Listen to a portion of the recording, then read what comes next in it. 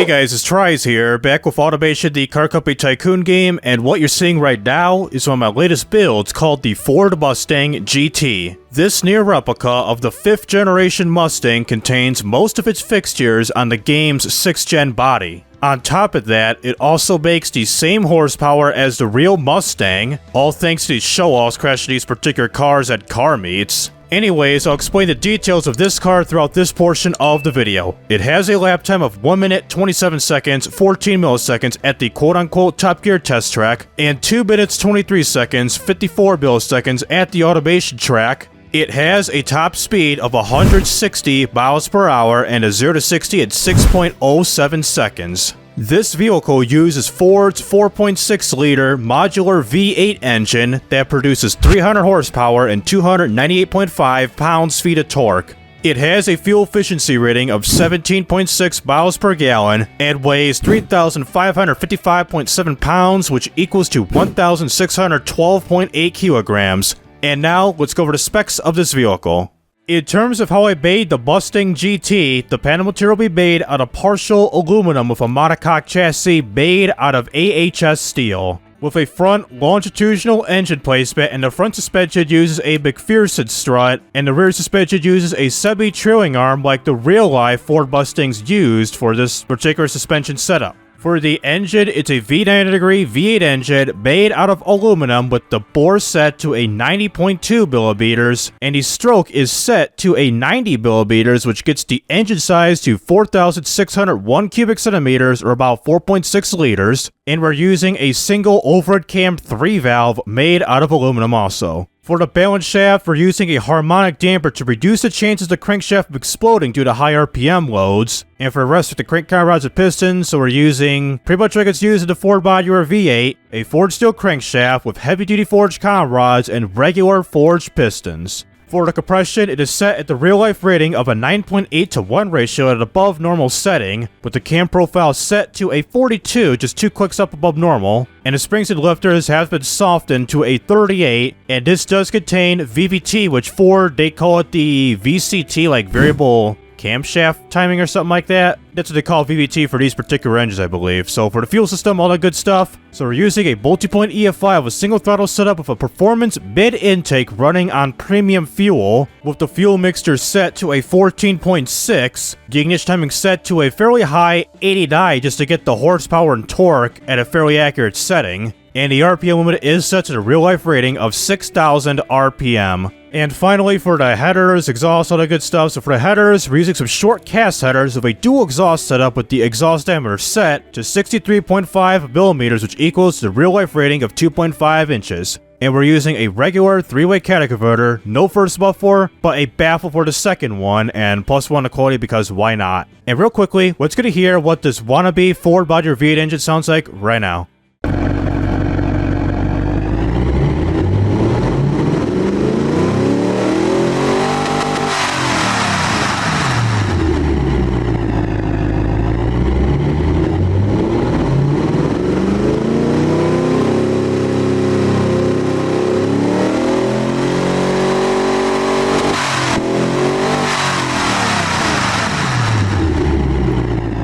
Well, I got the horsepower correct at 300 horsepower at 5,700 RPM. The torque, about 20 pounds shy, but it's still doable. So for the second half portion of the vehicle, like the drivetrain, so we're going to be using a rear-wheel drive setup with a manual 5-speed with the top speed set to 159.7 miles per hour. While it can go up to 180, which is ludicrous for this type of vehicle, I did try this out in BeamNG, and unfortunately, it takes really long time just to get a top speed. So I decided to go more realistic. 160 will do, while it's capped out to 140. In the real Mustangs, we check out like interior, 0 to 60s, all that good stuff. So for the tires, we're running on some Radio Sports compound tires with the front and rear tire width each set to the real-life rating of 235 millimeters front and back, running on some 17-inch alloy rims. For the brakes, they're pretty beefy front and back, but we're both using vented discs front and back because it's what the real-life Mustang uses. So the front is maxed out to 350 millimeters and the rear is set at a 325 millimeters with a 1 piston, and also the front it's a 3 piston. And the pad type went more towards a sport bias at a 60. Under tray, all this good stuff. Semi-clad under tray, who even cares? Brake airflow at a 15. Interior, all that good stuff. So unfortunately, I do not have an interior setup because of the complications of putting seats in for a coupe like this. But if you put a seat in, like if especially you put a seat, like a 2-seater, and then the 2 seats in the back, like the 2 front seats are like where the door is like at, like the middle of the door, and not like in the back, like where they normally go. So unfortunately, did not do that whatsoever. So for the interior, if this were to exist, we got ourselves 2 regular seats in the front and 2 reduced size ones, making this a 4-seater with a premium interior and a standard CD player. The safety and all that good stuff, so we're using some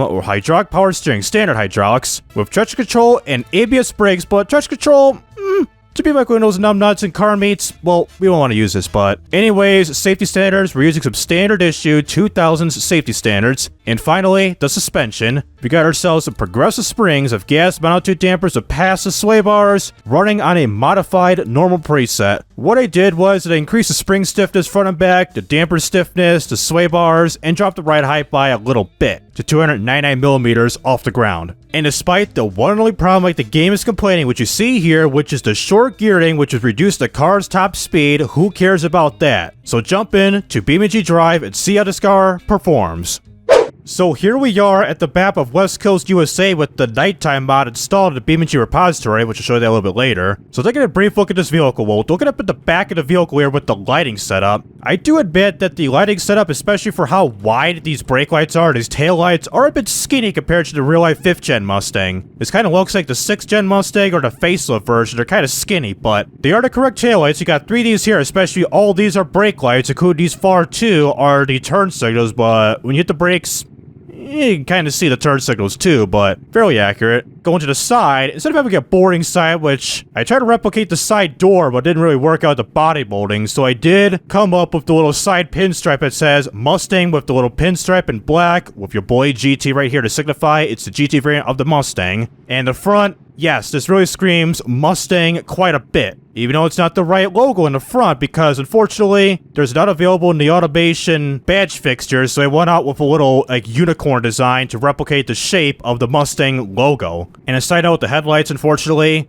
you get the light of God with the sides right here with the custom headlights. It's like, all type of custom headlights, you always get the light of God, making them, like, just blinding driving in the nighttime. And speaking of nighttime, let's go right now to do our basic performance tests. Alright, so I just switched things to nighttime, and I also backed myself up against these barriers up in here, so let's turn on the headlights so you're not blinded like that up in here. So our base performance test, the first thing we're going to be doing is a 0 to 62 acceleration test, followed by the 62 to 0 brake test, and lastly will be its top speed run, which I guarantee with this vehicle, with the lower top speed to 160 miles an hour, there's a fair chance that we could get its top speed, unlike before of 180 miles an hour testing in private, it never reached its top speed whatsoever. So anyways, get ready to start things off. Let's neutral drop here in 3, 2, 1, go. Wheel spin. Nice-ish wheel spin. So second gear we go through the toll booth. So a 0 to 62 in 6.23 seconds at 324.86 feet. Okay, brake tests are in effect. It's showing 62 or 63. Now 62. So brake. God damn it. Hold on. I slipped off the frickin' brake trigger on my controller. So brake. On the brakes hard. 62 to 0 in 2.73 seconds of 108.06 feet. Being roughly 2 tons with a time this wise and a distance of this much seems average. No skidding in the brakes whatsoever, even though ABS saved my life, making it hard of a brake, but pretty average, pretty decent, and not that bad. So for a top speed run already in effect, so we got similar results here. Let me see here. We've got a 6.32 seconds. Worst time, worst distance, but god damn it, controller. Yeah, for some odd reason, the thing just stopped accelerating. I turned off ECS and traction control just to give that Mustang feel and that showboating. I got the cops on me. There goes that cop too, so to get some of that showboating feel coming out of those car beats. So 5th gear we go, 140 miles an hour to real life, top speed. He's doing what the hell? Okay, we're out of control. Okay, we got that Mustang feel. Mr. Cop. Just Mr. Cops. Well, top speed run unfortunately fails, so we got the cops on us. I'm sorry, officer. Sorry. He don't care. Alright, no cops in sight at the moment. We got the turn up edge, so unfortunately, we can't get the top speed 154 miles an hour. We may miss a gantry. Hold on. And let's see. We got the free camera. We missed a goddamn gantry, so full time all the way. Crash test we go. High speed crash test. Through that bridge pillar and the median as we're upside down with the engine still running. Let me restore the freaking UI. Yep. Engine start of oil. Impact detected stopping car. Let's get out of here. Let's get out of here, man. Frickin' air raid sound ass cops aren't up in here. And we got this one behind, which I believe is the Wendover. Let's see. Is he the Wendover? Yes, he's the Wendover. So I surrender. Let's just look at the damage of the vehicle here. Well, I got busted for speeding, racing, and reckless driving. Wait for it. I can drive away now. Goodbye. Goodbye, officer. Alright, set this to the noon hour so we can take a better look at the destruction of the vehicle. So what we got here at the front is completely mangled up with the engine still running. There's that for proof. And the left side, is that the mirror dangling or the brake pad? What is that? Is that the brake pad or...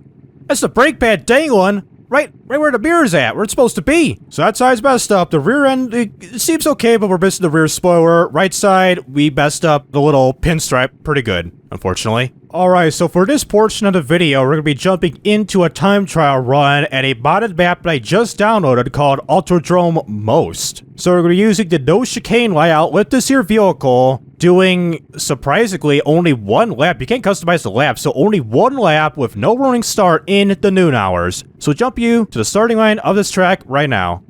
Alright, so loaded pretty quickly. So here we are above and past the start and finish line marker up in here, and not in our grid space. We're like into little like frickin' motocross type of grid spaces right here, these little small boxes right here. So not gonna complain that much. We're also a little bit off-center, but who even cares about that too? And that also takes place in the Czech Republic. Oh, interesting. Probably why it says Skoda. And on top of that, a frickin' podium. Nice touch of detail, Mr. Bot Author. So let's just screw that. Get ready to start things off here. Ready? Or 3, 2, 1, go. ECS ruined my day. Again, I've never driven on this track. Let's see what this is all about. So we got no chicane, so we have to go straight. And break it. Do you even marker, bro? You see the marker how it was like off to the side. It's not like respectively out to its points here. Look at the marker placement. If you go off track, you missed your checkpoint and way too fast. NASCAR 2006 Total Team Control. We slide out and we do that. We're doing Mustang stuff. Look at me, Mom. I'm doing Mustang stuff. Give me some people. Do some crowd control. So I screwed up. Well, let's restart. All right, brake hard. 60-ish miles an hour. See, look at those checkpoint placements, man. That's my big complaint right now for the time trial. Damn it, oversteer for the kick out. Yeah, see, look at this. This is my biggest complaint as of right now, is the checkpoint, like, placements. You have to be hella precise just to get through the checkpoint markers as so. It's not like it's through, like, this side here, like, parallel to your car or whatever into the track. It's just, like, half-ass placed like that, where you're going in between those two bars. Okay, we got a brake hard here. And how do I missed a checkpoint. Look at this. Look at this. Look at this! Look at this! If you're the bot author that's watching this video of Autodrom Most, consider changing your checkpoint markers for time trials. Try to, like, line them up to the racetrack as so. And do I turn right here? Yes I do. Interesting. No. Oh, I go straight. God, I'm stupid. Having a DSP moment. If you don't know who that guy is, well, good. It's a long story to talk about. I believe this may be our final quarters that I have to like shift way out of my apex, my driving line just to hit that. Okay, this looks pretty good. That line looks pretty good. Okay, yeah, this is the start and finish line. So our lap time is 2 minutes, 33 seconds, 890 milliseconds. If I would have been flawless and those checkpoint markers would have been on point, everything installed correctly on the track, this may have been like a 224, maybe 224 at the most. Anyways, mediocre lap time, but we made it. Now let's see what's else in store by doing another high-speed crash test. Let's see, we got nothing much, so camera as is. Got welded into the barrier. Impact detected stopping car. There goes that tire going nuts, while this tire is just sitting still and pretty clean. No damage to the rubber whatsoever. Let's just flatten this down and keep it there. This guy in the other hand, can I grab this? Well, Yeet. So despite being welded to the barrier... Oh man, we're welded in the barrier. No, we're welding the barrier. We're welding the barrier. Main engine broken. Well, we made it worse. Oh, that's another thing you may need to look out for. Your car being welded to the barrier and you get yourself stuck. So no engine noise because we broke the engine. Just did. Front of the vehicle, big time messed up. Side of the vehicle, big time messed up. Rear of the vehicle, pretty healthy. Left side of the vehicle, big time messed up as you got this pointy thing right here that turns into a freaking shank. So now for the final part of the video, let's jump on over to Car Jumperia to see if this wannabe replica IRL 5th gen Mustang could do some crowd control in the sky. So take it to the top of the ramp here of this map right now. So here we are at the top of the map here, top of the ramp. We got a 2 light, a 3 light, a 4 light, and a 5 light. So get ready to accelerate with this here vehicle. Now, accelerate as we go. Here is the vehicle, and get back to regular camera in second gear, to third gear, flying as we go, and 0 to 63, second 62 at 5.65 seconds, 205.18 feet. Not too bad, almost like the real life 0 to 60 rating. And 161 on the exit speed.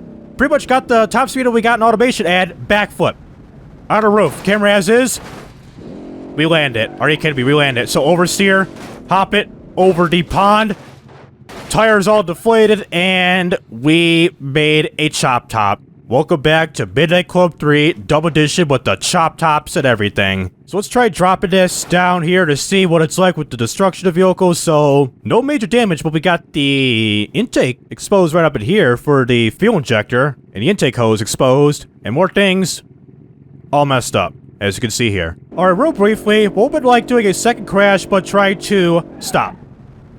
Didn't want to do R3. Alright, how about now? Can we land this? At an awkward position. So not too bad, landed as so, lost a tire in the process, and kept it clean, and just, oh, it's hydrolocking. No, drying of water. Get away from the water. Engine dried up. Okay, good. Not too bad of a landing, despite going 160 miles an hour, using the e-brake and braking all the way, so the vehicle looks pretty healthy as so, which that's pretty nice. Alright, so for the final part of the video as I'm driving right now, so let's get ready to crash ourselves at the final bridge pillar at the bottom of this here bridge to get a pinpoint look of what a high-speed crash test looks like crashing at a very compact spot, especially for a pole like this. So jump on the curb, get ready to stop as I get myself under control. It's gonna be an overlapping crash. Well, high-speed overlapping crash, and that's almost pinpoint like they do in IHS and NHTSA. So 100 times slow-mo as we go, hide or reset the FOV a little bit, and go. 100 times slow-mo as we go, really back this up. Okay, overlapping crash in effect. We're bending the car quite a bit. There goes a tire, there goes the transmission. The rear tire is still spinning as so. That tire is about welded to the side of the bridge pillar. Back up a little bit due to 16 times slow-mo. Still doing all that stuff, and god dang, look at the little, like, freaking missing part of the vehicle making that type of collision. So full time. And like that, it appears we have killed the engine as so. Main engine's broken. That is the engine right here. So despite that hit at 160 miles an hour, an overlapping crash, I'm gonna do head-on, but overlapping crash, well, it's still good enough. Front end, dead. Left side, injured. Rear side, ooh, unscathed. Right side, crippled. So that'll do it with automation and BeamNG.drive with the Ford Mustang GT. In terms of attempting a replica of the real version of this car, it doesn't look that bad, but performance-wise, it runs well and definitely goes sideways and wheel spins for that crowd control feel. It's probably the secret reason why Ford intentionally made this type of Mustang to be this uncontrollable for those types of people. And for those who are interested in this type of content, please be sure to like and subscribe so you won't miss out on any videos like this in the future, and also check out my social media down in the description below. So this is TRIZE Racing Up, and signing out.